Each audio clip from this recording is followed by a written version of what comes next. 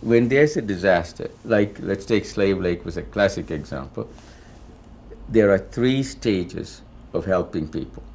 First one is called recovery. Recovery is you get all the people into safe ground. Helicopters, whatever you need to get them out there. We're not capable of doing that, as you know. The second state is called restoration. Restoration is now getting them in this temporary shelter, food, clothing, and so on. So they have, this is not my words, this is what the community has come up with, the relief working community. So there's recovery, there is, relief. So Slave Lake is in relief mode now. Nobody's dead.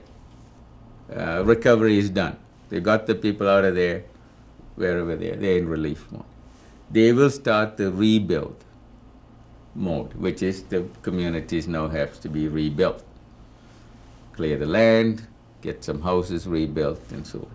So when a better world intervenes, it's usually at the rebuild stage where we can make the best investment.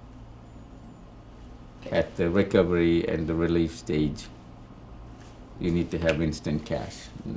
We don't have it. Giving the right thing to the right place is the key.